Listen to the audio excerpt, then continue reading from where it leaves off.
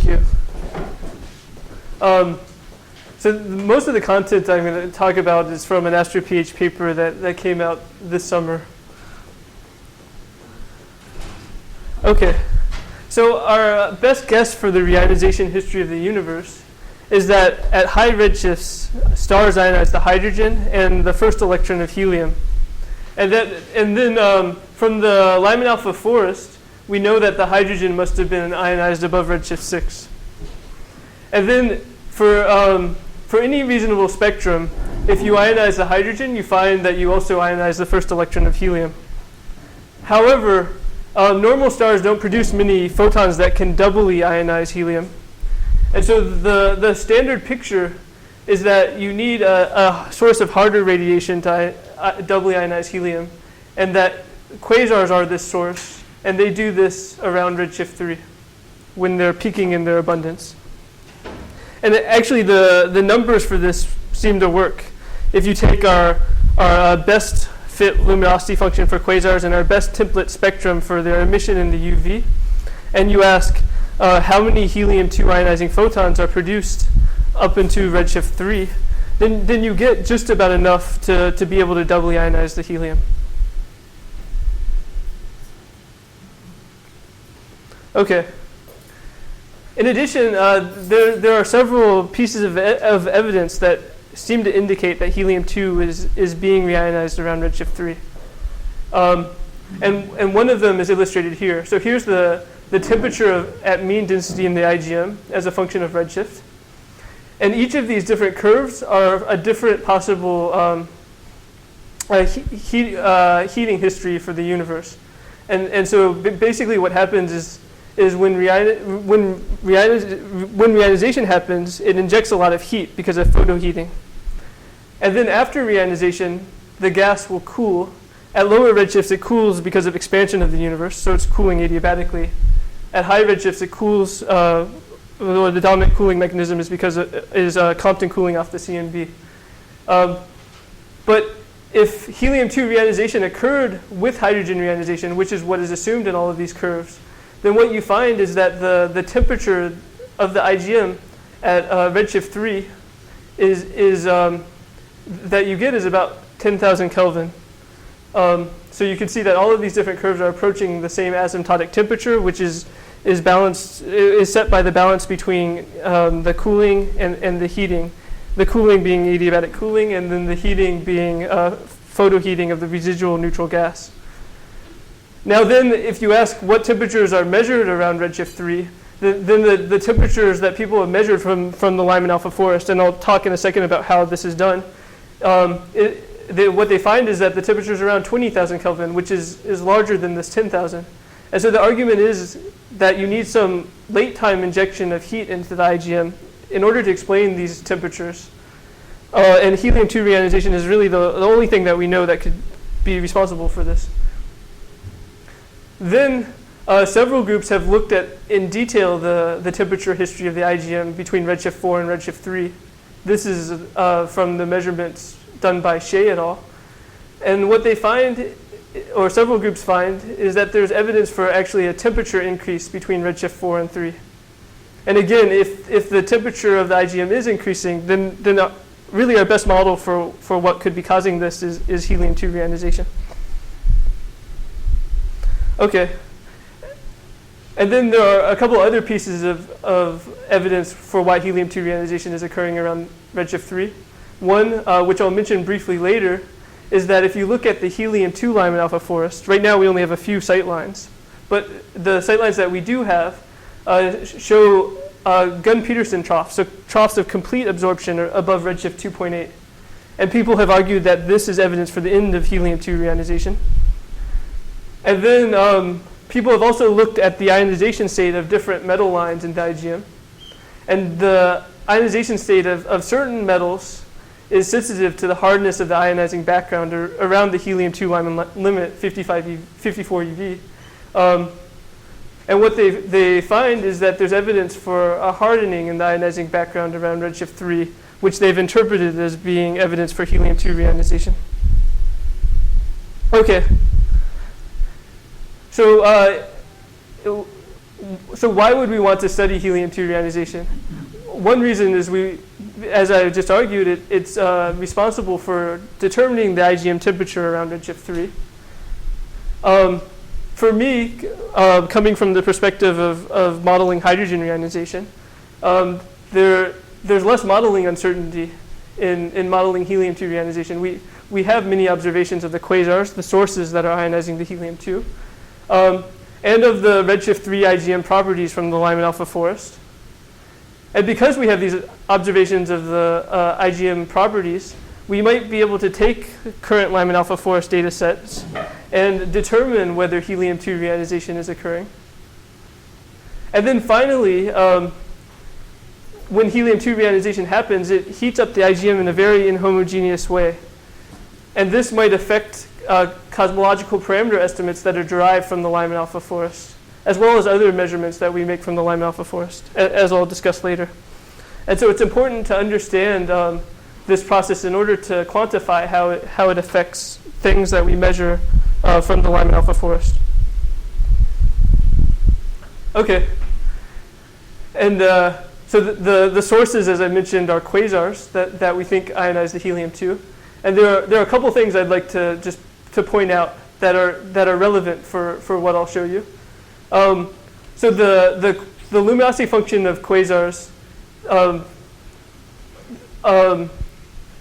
at the redshifts that are most relevant for helium-2 reionization, so redshifts 3 and 4, is well constrained over several decades in log. And one thing that's very relevant is that the faint in slope of the luminosity function is pretty flat. And what this means is it's these L-star quasars that are producing most of the photons that are ionizing the helium-2 in the universe. And these are very rare objects. And a helium-3 bubble around one of these quasars is 20 or 30 co-moving megaparsecs. So it's these very rare quasars that are blowing bubbles and ionizing the helium-2. Of course, when we model quasars, there are a bunch of uncertainties. We don't know if their emission is beamed or not. Probably to some degree it must be. We don't know the spectrum in the UV. And we don't know the lifetime of quasars. And so in the simulations that I'll eventually show you, I'll try to explore some of the parameter space to understand how these uncertainties affect the models we have for this process. Okay. And since I'm going to mention the Lyman-α forest a lot throughout this talk, let me just give you a quick introduction to what the Lyman-α forest is. So the basic idea is that at high redshifts you have a quasar, which serves as a backlight. And the light from that quasar travels through the intervening IGM to a telescope on Earth. And in particular, certain frequencies from the quasar redshift at some point along the line of sight into Lyman-α resonance. And then when this happens, there's some probability that those photons will be absorbed. And that probability depends on the density and the ionization state of the gas. And so you can study this absorption, and from that you can study the properties of the intergalactic medium. And so this technique is well established. And so here's a famous quasar spectrum, and you can see that blueward of the rest frame Lyman-α line, there's this forest of absorption troughs. And let me just highlight a couple things that are relevant for this talk. One, the amount of absorption depends on the temperature of the gas. And this is because the ionization state of the gas depends on the temperature. The neutral fraction is proportional to the recombination coefficient of the gas, which depends on temperature.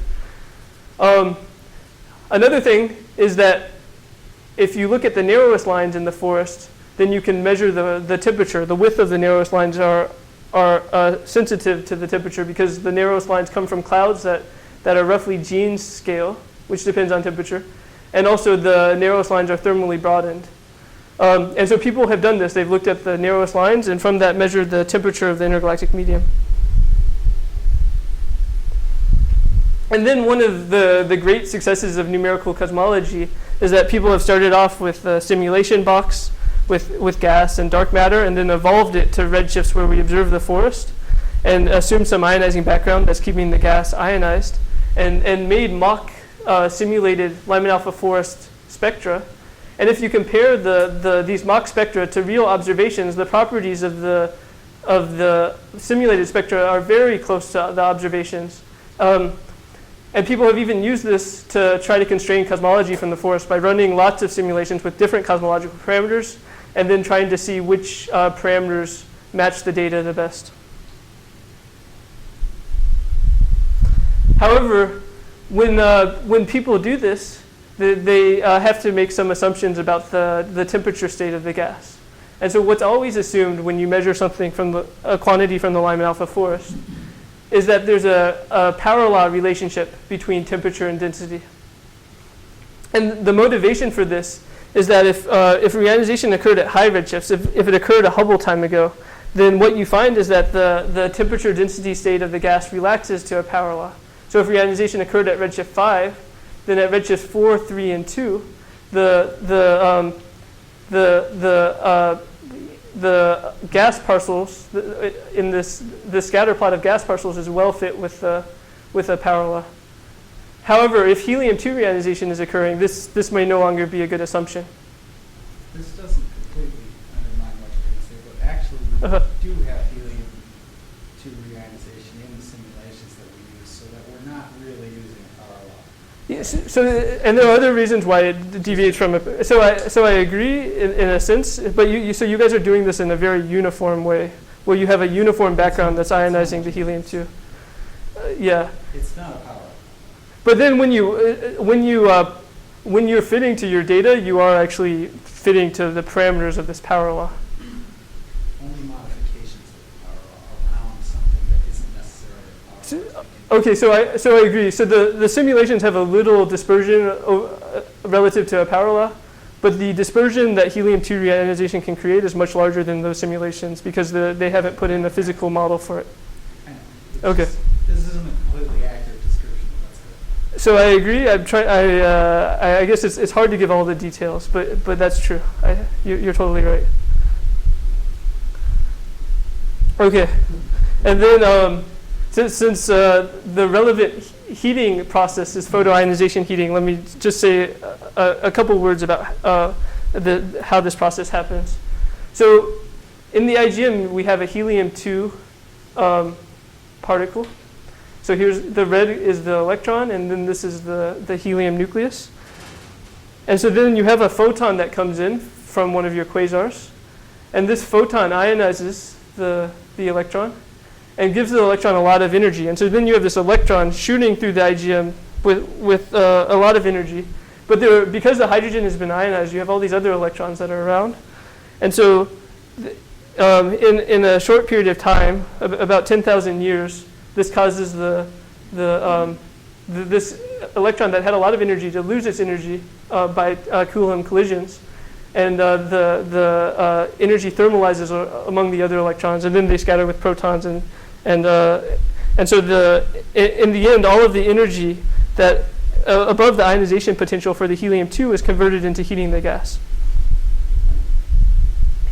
And so then you can take that and calculate how much heating you expect from helium-2 reionization. And so if you take a quasar-like spectrum and you calculate, assuming that all of the photons from the quasar are absorbed in the gas by ionizing helium-2, then what you find is that the temperature of the gas is heated up by 30,000 Kelvin, which is more than enough to explain the temperatures of 20,000 Kelvin that are seen at redshift 3 in the Lyman-α forest. Now, a number that's not quite as relevant, and is actually what these what the codes are using that put a uniform background in that ionize the helium-2, as Pat was talking about, is the optically thin heating.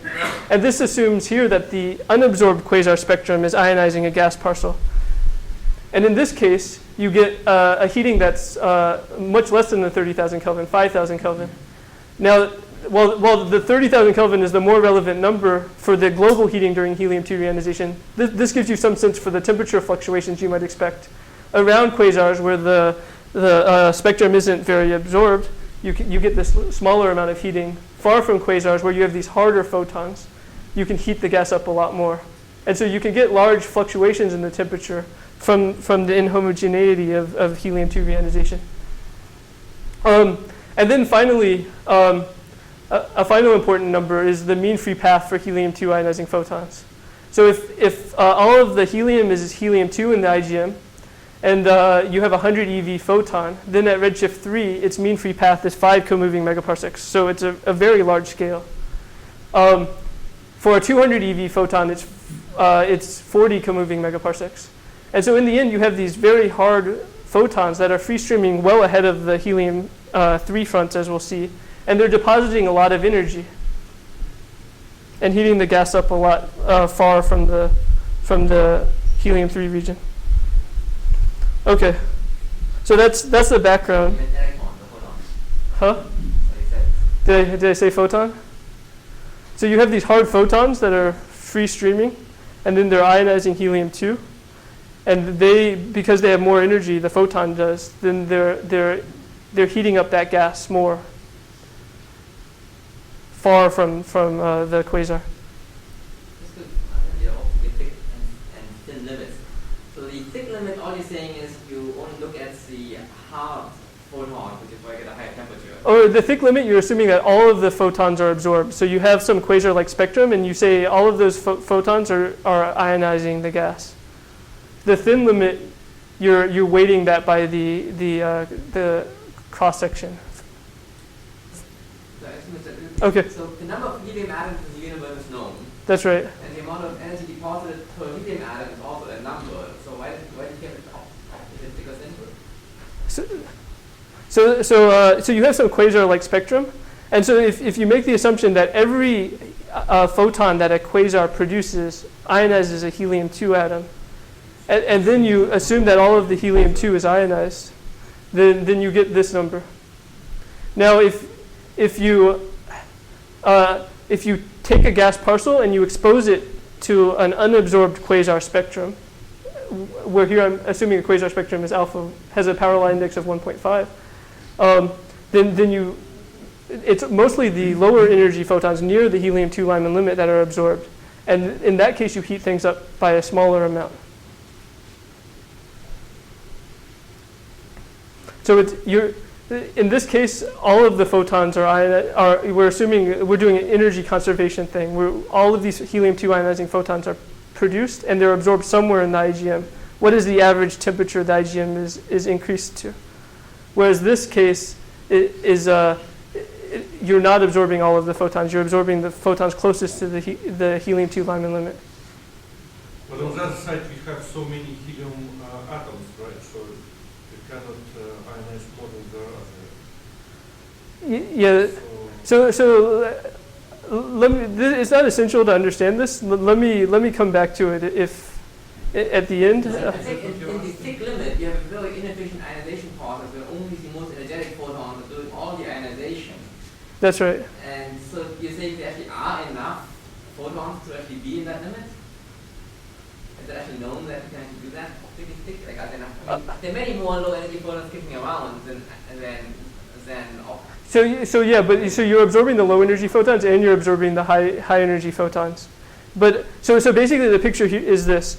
So the low energy photons are absorbed, don't travel as far in the helium-2.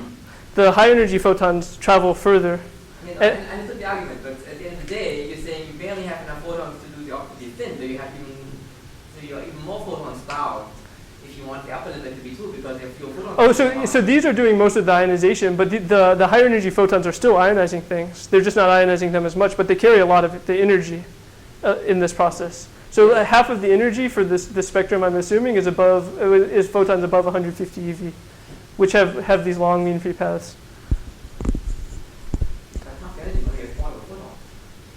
So yeah, they're not responsible for the ionization as much, but they're more responsible for the heating because they have a lot of the energy. Yes, but then you weigh them by the mass fraction, and that's the total energy you get. Right? And which you ask at the end of the day, after ionization completes, you multiply this by the fraction that optically thickens, this by the fraction optically thin. Okay, so you really dominate optically thin at the end of the day. So the optically thick limit is this. So you have some helium-2 ionization potential. And we're integrating to infinity. Yeah, no, I understood where the concept is saying at the end of the day, all the helium is ionized, and then you have the after the whole thing is complete, Yes. you say, well, some fraction of the helium got ionized to the optically thick limit, and some fraction got ionized to the optically thin limit. Or so the optically thick limit, I think, is more of a global thing. So you're heating some regions up a lot, and you're heating some a little. Some are definitely in this optically thin limit, but some are where you have these harder photons. And so if you average everything out, then you get something that's higher than in this optically thin limit. Yes, but closer to thin than thick. Well, okay, let me show you simulations, and then we can come back to this discussion. Are the cooling times and recombination times infinite? Huh? The cooling times and recombination times, are they very long? It sounds like you're ignoring that. So this calculation, this is the back of the envelope calculation, and this is ignoring it. So the recombination time is about half of the Hubble time for the helium-2, helium-3 to helium-2. For the hydrogen, it's longer than that. So it's 6 times faster, the recombination rate for the helium-3 to helium-2 than for H2 to H1. The cooling time is also some fraction of the Hubble time,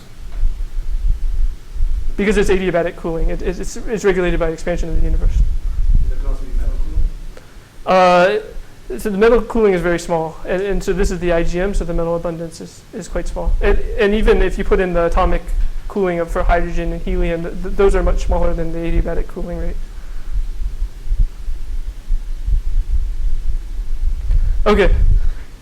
Okay, so I'm about to show you simulations. Let me first discuss a little bit what people have done previously. So previously, people have assumed that all of the heating is within the helium-3 front, and that there are sharp fronts, which I just argued it might not be the case. Also, previously, the numerical simulations have been done in pretty small simulation boxes, so you couldn't really make statistical statements about this process. You would only have a few quasars that are dominating the ionization. And then no simulation has studied the spatial structure of the temperature fluctuations, which is one of the more relevant observables. And so what we're going to do is, so I'm going to show you radiative transfer simulations. And we do this on a 256 or 512 cubed radiative transfer grid. And we use very large simulation boxes, so 190 and 430 co-moving megaparsecs. And basically what we do is we put quasars down in the box, and then we send rays from the quasars and trace these rays as they traverse the box. Because we're using such a large simulation box, there's a couple of approximations that we have to make. One, we run a large in-body simulation, and then we assume that the gas field, which is what is being ionized, it traces the dark matter, where we've smoothed the dark matter on roughly the gene scale for the gas. And this is an approximation that's almost always made in large-scale radiative transfer simulations, and is actually pretty reasonable. Because the gas traces the dark matter, except it's pressure smoothed on roughly the gene scale in the IGM. And then because we don't have gas, all our radiative transfer is done in post-processing. So we don't incorporate the back reaction of the gas from being heated during this process. And then it is when you're simulating helium-2 reionization, it's very important to capture some of the dense systems, because radiative transfer in an inhomogeneous density field is different than in a homogeneous density field. And we've actually run a series of tests that show our results are pretty robust, and I can discuss this after the talk if people are interested.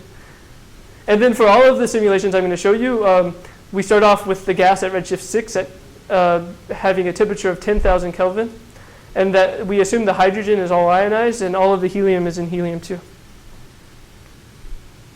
And then for the quasars, our fiducial model is that the quasar lifetime is 50 million years. The emission is isotropic, and the quasars are put in halos such that they match the clustering observations. Okay, so here's the first simulation I'm going to show you. And here I've turned off density fluctuations in the IGM, just to illustrate some of the physical effects that are going on. So each of these panels is 200 megaparsecs on a side, and as you go down, the panels are for different times during this process. So redshift 4.5, redshift 3.5, and redshift 3.2. And the panels on the left are the helium-3 fraction, and on the right are the temperature.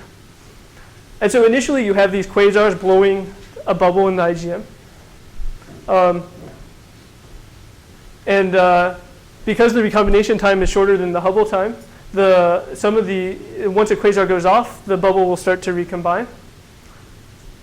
And inside one of these individual bubbles, the gas is heated up from 10,000 Kelvin, which is the black, to about 18,000 Kelvin. So you heat up the gas by about 8,000 Kelvin in an individual bubble.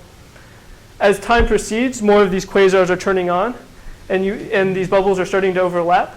And you can see that you have these harder photons that are penetrating into the helium-2 regions, which are the blue, and starting to slightly ionize things. And because these harder photons carry a lot of energy, they're heating up regions far from quasars a lot. And then finally, the process is almost over here. And you can see that these regions that have been exposed to this harder background the longest, the regions that are furthest from the quasars are heated up the most. By the white regions are over 25,000 Kelvin here. Whereas the regions that are ionized first are, they're ionized to a lower temperature because they're ionized by softer photons. And then they have a lot more time to cool because the universe is expanding. And so those are the coolest. And so you have this interesting topology for the heating. And you can see this is 200 megaparsecs on the side, so there's very large scale structure in the heating because these quasars are very rare. What distinguishes the ionization bubbles with the broad green envelopes from those with the narrow green envelopes? So the ones with the broad, the quasar has turned off. So the green envelope is where, the ionized fraction for green is 50%. And so here you've had a quasar turn on and then turn off, and then things have recombined. Whereas here the quasar is probably still on, or if it's not, it hasn't had time to recombine sufficiently since the quasar turned off. And the recombination is all being scaled to the local density. That's right. That's right. Except here I've turned off density fluctuation, so everything's at the mean density. Everything's at the mean density. So everything's at the mean density here. The next slide, I'm going to turn on density fluctuation. So here I'm trying to illustrate some of the effects. Things get more complicated in a second. Okay, so here's with the inhomogeneous density field. And again, so you have the same features. So here you have a region that's recombining, but you can see that things are less spherical, for one. But the places that are ionized first are heated up the least, and then the last places to be ionized are again heated up the most. Except you can see in the temperature field, when you have an inhomogeneous density field, things are more complicated because you have, for example, voids forming and sheets collapsing, and this is heating up and cooling the gas. So you have adiabatic heating and cooling that's occurring more locally, in addition to this photoheating from the quasar ionizing the helium-2.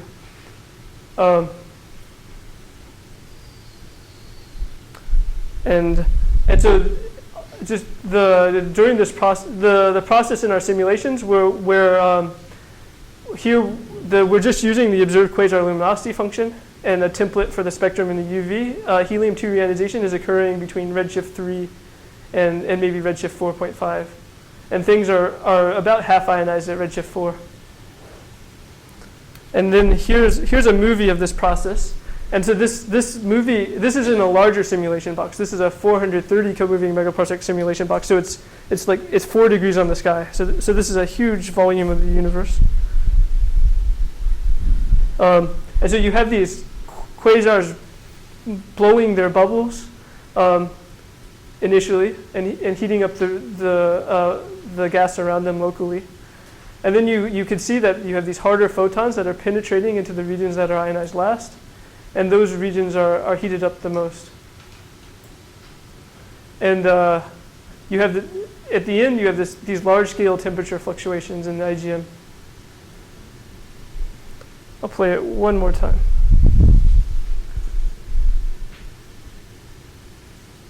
Any questions? How long is this? What's that? How long is this time? So it's between redshift 4.5 and redshift 3, which is it's taking a couple billion years. A little less than that, actually, a billion years. The quasars are turning on and on.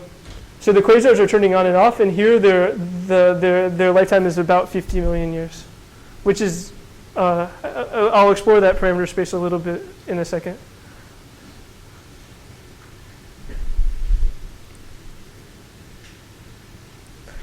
Okay, so here the lifetime of the quasars is shorter, so here 10 million years. But I would say the qualitative conclusions are the same. The last regions to be ionized are heated the most. And then, holding fixed the number density, like you're holding fixed like the observed number density. Like yeah, so we're holding fixed the luminosity function, and then we're varying the lifetime. So does that correspond to like it's a varying like the boost mass? I mean like Yeah, so there are conceivably you can put constraints on this by because as you make the lifetime shorter, you have to put them in smaller mass halos. yeah, I mean right. So smaller mass halos tend to be less biased. And Yeah, and so from clustering you can measure this. Right. I mean earlier on, I would think that right. What's that? Well, so smaller mass halos are less biased. Yes. Right. So void regions, I guess, will then be filled in more quickly in this case. Okay, so you're saying, so in the limit that we have a lot of sources, then yeah, so your ionized regions are going to trace your large-scale overdense regions, and then you're going to then ionize the voids last. Now, when you have a lot of Poisson, or because these quasars are very rare and they blow a large bubble, in practice what you find is that there's not a lot of correlation between the density on the size of the bubble and the fact that you have a 10 to the 12 solar mass halo or 10 to the 13 in the middle. And so I agree with your intuition. As we make this, let's say if we made this 1 million years or 100,000 years, then yeah, things will start to trace the density field better. But it's a little messy because these are so rare. Okay. So you could also use the quasar correlation function. So we're using the quasar correlation function. And so that gives you a constraint in the mass quasar. yeah, that's right. That's right. Now, first of all, it's the most massive quasars that this is a constraint on, like above L star.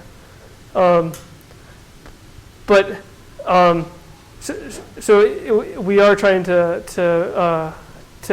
satisfy a lot of these constraints. In fact, the quasar models that we're using are a little bit more sophisticated than I've been discussing, and they're motivated by models that Phil Hopkins has come up with, which satisfy a lot of observational constraints.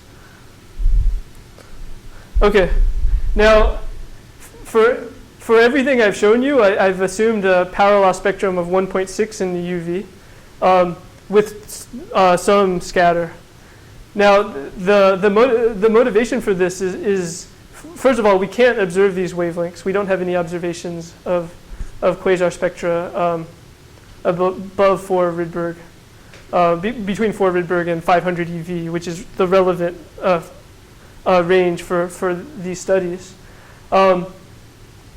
And so the motivation here is if you take optically selected quasars, and then you observe them in the X-ray and you just draw a power law, so you do the simplest thing possible, then what you get is a power law index of 1.6 with some dispersion, which is what we're using. In addition, which is nice, people have observed the spectrum of quasars between 1 and 4 Rydberg, and they also find 1.6. However, there's also a study that does the same thing, but so this Telfer study uses Hubble data that uses fused data and finds something that's significantly harder between 1 and 4 Rydberg. And so just to explore the parameter space, if we run the simulation that has a UV spectral index of 0.6 rather than 1.6, then you can heat up the gas substantially more. So before the temperature scale that I was showing you was going between 10 and 25,000 Kelvin. Here it's between 10 and 40,000 Kelvin. And so you can see that for this much harder spectrum, you can heat up the gas by a humongous amount, which is probably inconsistent with observations, as I'll discuss in a second. These measurements you mentioned, they're direct measurements or they're extrapolations? Telford et al. And Scott et al. So they're directly measuring it between 1 and 4 Rydberg, where there's a lot of corrections that you have to do, but you have to take into account the Lyman-α forest and things like that. But directly measuring it here, it's a more indirect, where they take the optical and the X-ray and observe luminosities, and then they draw a power law. Okay. And so in the beginning, I mentioned that all observations from the forest basically assume a temperature density relationship, which means that at mean density, you should have the PDF of temperature is a delta function. Now in our simulations, at the end of helium-2 reionization, rather than a delta function, you can see that there's a huge dispersion in temperature. So we're looking at the red curve, where the temperature ranges between 10 and 35,000 Kelvin. And the same thing for the temperature density relationship. There's a lot of dispersion in this relationship.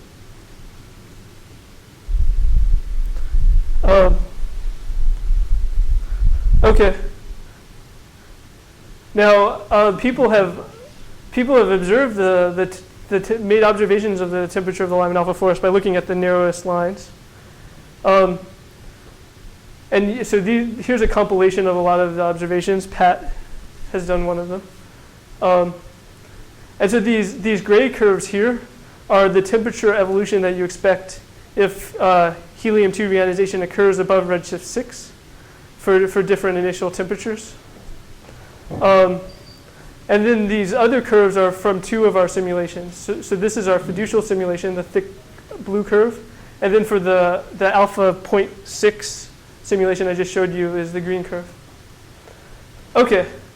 Now, firstly, you can see that our fiducial simulation agrees maybe better with observations than these curves that assume helium-2 reionization is occurring above redshift 6. However, one caveat I should say is that when people measure the temperature, because they're looking at the narrowest lines in the forest, because there's a distribution of temperatures during helium-2 reionization, what you would expect them to be measuring is actually a smaller temperature than the average temperature. And so the fact that this blue curve is above these other curves might not mean that it's inconsistent, or not. The fact that it's above these other data points might not mean that it's inconsistent. And so really we need to do a more detailed analysis that to compare our simulations to these measurements. However, it does look like this much hotter simulation is inconsistent with these measurements.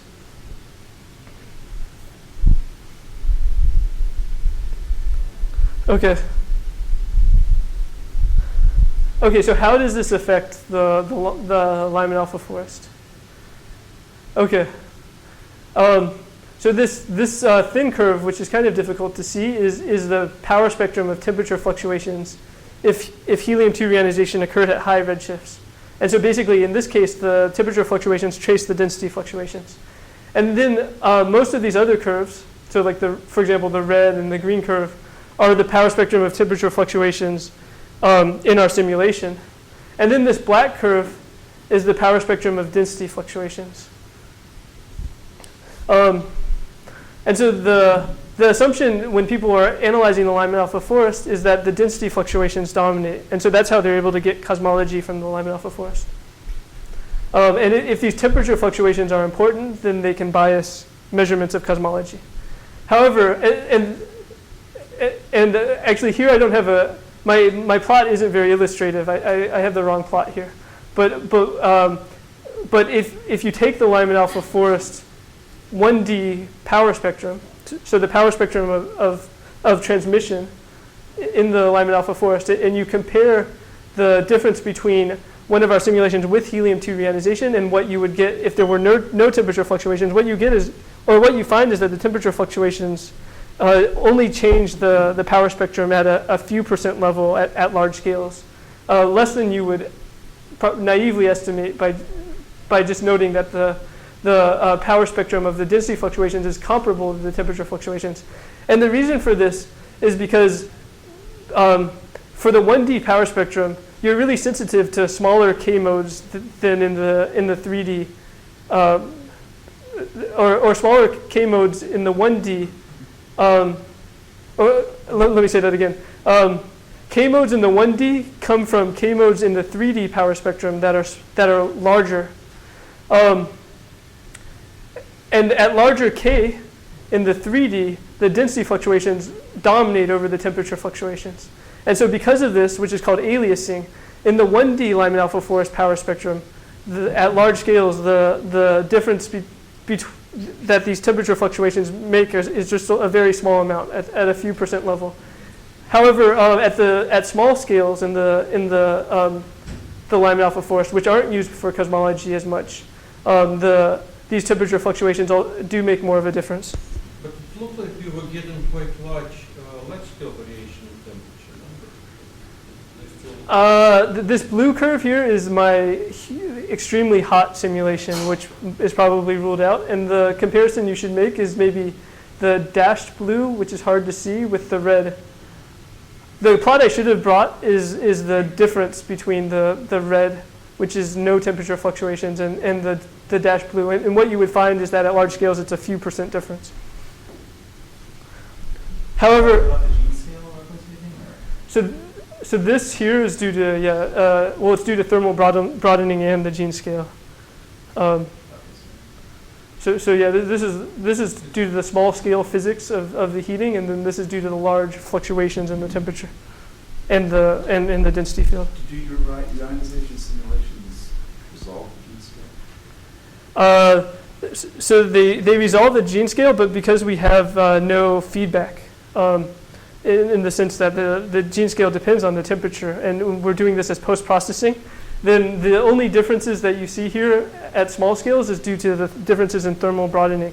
But there are arguments you can make why the thermal broadening effect actually dominates over the effect of gene smoothing at small scales, but we are missing an effect, which is gene smoothing. So, in other words, the ionization rate is in principle has nonlinear dependence on previous amount of heating. That's right. That's right. Due to the changing density structure. That's right. That's not included. So this is not included. Now that's it's not an order unity effect. It's a smaller effect than that. So you're changing the temperature by 10,000 Kelvin, and that's if you're changing it from 10 to 20,000 Kelvin, then the gene scale is t to the 1/2. You are smoothing things out more. And this is something ideally you would want to capture, but it's very difficult to also capture this and the large scales that you need. Another reason for your small effect on the 1D power spectrum would be that a large fraction, like more than half of the flux power spectrum, comes from redshift-based distortions. Due to velocities, not from the density fluctuations. Okay. No, large fraction being order unity. It's not dominating over the More than half. more than half. So the beta, Uh-huh. beta meaning, d log d log a over bias b Uh-huh. is effectively greater than 1. Okay. Okay, that's interesting. So that's included, but I hadn't separated the different components in this calculation. Okay, and now, one way to get around this aliasing is to construct a 3D Lyman-α forest by densely sampling the number of quasars on the sky. And so Pat has written papers on this. And so people so you densely sample the number of quasars so you can reconstruct, in addition to the information along the line of sight, the correlations between your different quasars to get the transverse modes. And so people are going after this with SDSS-3 to measure BAO, and therefore constrain the dark energy. Now here here are the power spectrum of the 3D Lyman-α forest in our simulation without helium reionization, and then with helium reionization. Here, redshift-based distortions aren't included. Okay, so that might make this effect a little bit smaller. And you can see that at large scales, the fluctuations from helium-2 reionization are quite important. And so this is interesting because maybe this is a way to measure when helium-2 reionization is occurring. Of course, it's a very difficult measurement. And it's also interesting because it's something that needs to be modeled to be able to measure the BAO. You'll actually be able in SDSS3 to cross-correlate the quasars with the absorption, which might help you track these things. Measure something about this ionization. Say that again? You'll be able to cross-correlate the quasars themselves with the absorption, which will help you to measure these effects. Both the BAO you're saying and Well, independent of the BA. Okay. One other thing you can do with SDSS3 is because you're saying we have a lot of sight lines that are nearby, and so we can cross-correlate those to pick out these temperature fluctuations. on these scales you have. And yeah, we're thinking about this. Quasars and Yeah, so if you had like a bubble and you had two quasar skewer, Lyman-α skewers going through that bubble, then yeah, you would pick out something in cross-correlation from these temperature fluctuations, right? yeah, but on the scale of the bubbles, you won't just have two quasars. You'll have A lot. numerous Okay. Yeah, so this is something we're actually thinking about, and it is definitely very interesting. Okay, and then another thing that we're working on right now to try to detect helium-2 reionization is something called a wavelet analysis. And so basically, a wavelet, how we're defining a wavelet is it's a Gaussian times a sine wave. And so it looks something like this. And so basically you take here's a skewer through the Lyman-α forest.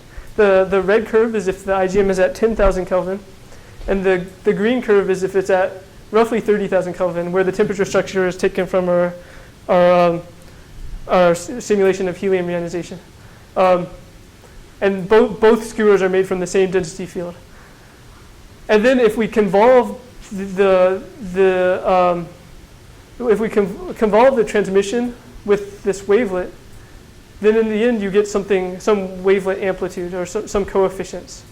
And so for the red curve, you can see that the power in this wavelet amplitude is much larger than for the green curve. And that's because the green curve, because things are hotter, things are more broadened, and the lines are more smoothed out. So there's smaller, sharp features in the transmission for a hotter IGM than for a cooler IGM, and this wavelet is picking up that small scale power. And so in principle, you can do this to data, and you can detect hot and cold regions in the IGM. That's just a bandpass filter, isn't it? Yeah, so you can think of this as a high pass filter. So bandpass, isn't it? Gaussian times the sine wave in real space is just the delta. Yeah, so it's a Gaussian translated a little bit in Fourier space. That's right, the bandpass, right? It's a bandpass with width of the Gaussian position of the sine wave. Isn't that exactly what it is? That's the Gaussian. Yeah, that's right. It's translated to that position. Yes. The bandpass filter, basically. Yeah, so I don't know exactly what a bandpass filter is, but yeah, it's a Gaussian translated a little bit. So if that's a bandpass filter, it's a bandpass filter. No, it's localized indicator. Yeah, that's also. So bandpass, you're just saying that it's letting some K through.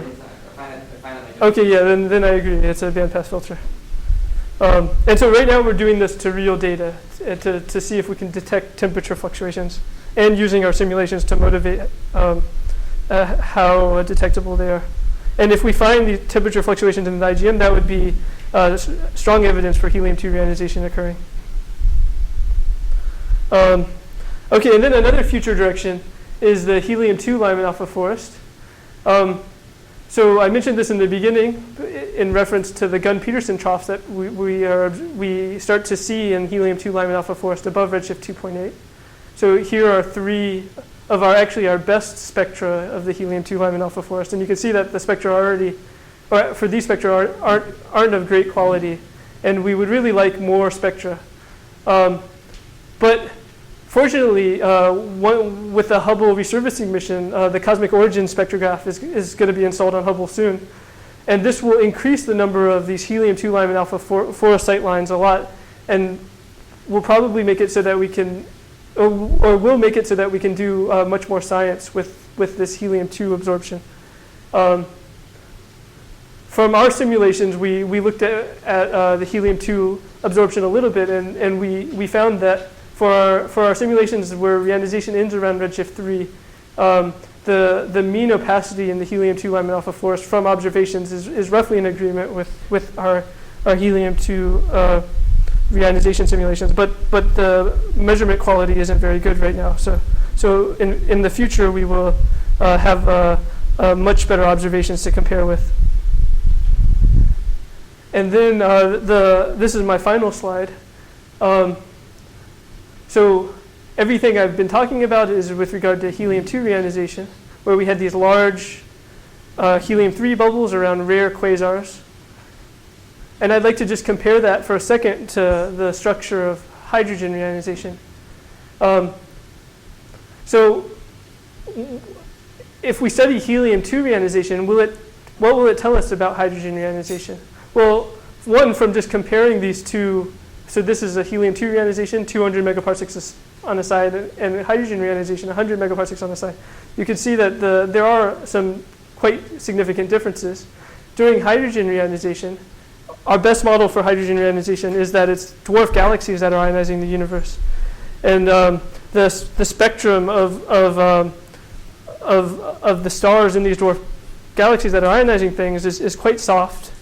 And that combined with the fact that the hydrogen abundance is much higher, its photo-ionization cross-section is 4 times larger than for helium-2, and that the universe is denser during hydrogen reionization makes it so that the width of ionization fronts during hydrogen reionization are much narrower than during helium-2 reionization, where you have front widths that are co-moving megaparsecs in size. Here during hydrogen reionization, the front widths are kiloparsecs.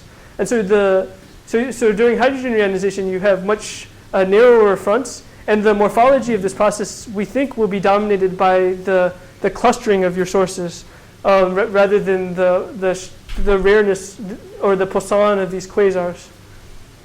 In one of these bubbles during hydrogen reionization, so the white here is an ionized region, there are tens of thousands of galaxies. And in a simulation box that's 100 megaparsecs across, there are 10 million galaxies that are contributing to ionizing the hydrogen.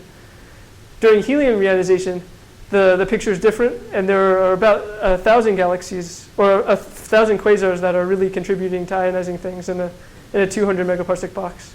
And so the picture of these two processes that we currently have is a lot different. However, if we can measure the temperature of the forest at higher redshifts than where helium-2 reionization is occurring, then this will tell us something about the spectrum and when hydrogen reionization is happening. So it would be great if we knew exactly when helium-2 reionization occurred so that we can measure the temperature and understand something about hydrogen reionization. I guess it's an order of magnitude, I'm sorry.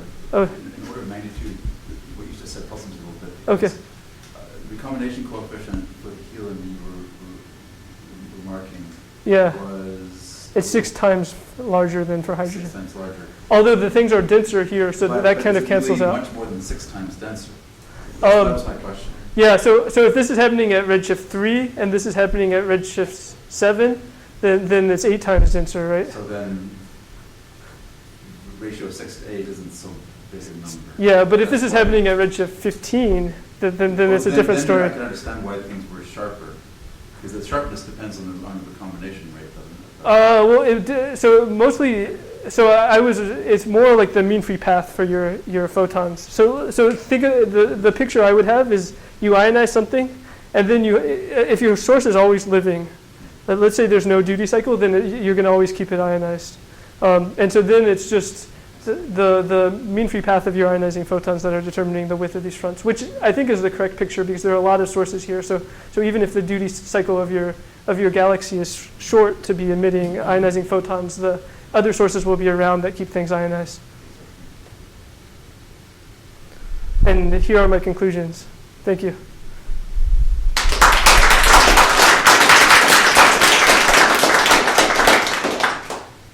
Okay, do we have more questions in your last picture? Yes. You said that there are 1,000 lasers that are causing the bottom right. Or 1,000 at any given time, but they have a short duty cycle. So if there's so many, why is it so patchy? What's setting the size scale of this patchiness? Is it the mean? So I think, so part of it is, you blow a 30 megaparsec bubble around one of your quasars, and then you have some chance of another quasar going off, and then it'll blow a 30 megaparsec bubble, and so on. And so you have these, so these structures are, these 30 megaparsec or so structures that are just caused by a single source. And then so it's one quasar that's blowing a very large bubble around it, and this is making the structures very, very large. But there is a lot of large-scale structure, right? Well, this is because they're highly biased, right? These quasars. So you basically Yeah. for the large scale. So yeah, at large scales, then you have some bias where the quasars are following the large scale density modes. It depends what scale you're talking about. So we've cross-correlated density with ionized fraction, and there is some cross-correlation there. So if it was pure shot noise dominated, it would be 0. But on scales less than 50 megaparsecs, there's almost no correlation between ionization and density, except because of recombination it depends on density, and so at small scales there is some correlation.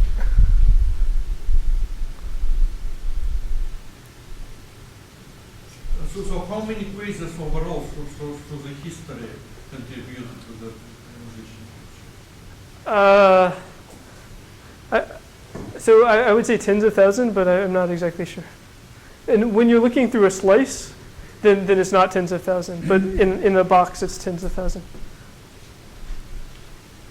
So what is the width of that slice? It's very narrow, a couple co-moving megaparsecs.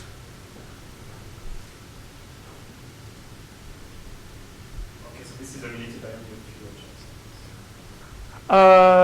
objects. Maybe not a few, but I would say maybe 100 or so, yeah. Yes? Previous question. So if it is still true that one photon causes one ionization event, then at least the mass average temperature is just given by the integral of the spectrum. It doesn't depend on where you should put the sources. Yeah, that's right. That's right. So the total heating temperature at the end of the day is just a number. Yeah. Which is, what is that number? So how much? So if I took out all the cooling, you're saying how much photoheating is there? It's about 20,000 Kelvin. 20,000. Yeah. And that's for alpha 1.6. That's for alpha 1.6. It's much larger for 0.6. So what is the UV ionizing flux then for this? So if I smooth it out basically, if I want to sort of have a homogeneous model, Yes. is it, how large is it in ergs per second times centimeters? I could give it in the. So I'm more used to using like a photo-ionization rate for helium-2. Okay. So the photo-ionization rate is maybe 5 times 10 to the minus 15. And then, but yeah, it's harder for me to answer what your question. I'd be happy to answer it afterwards.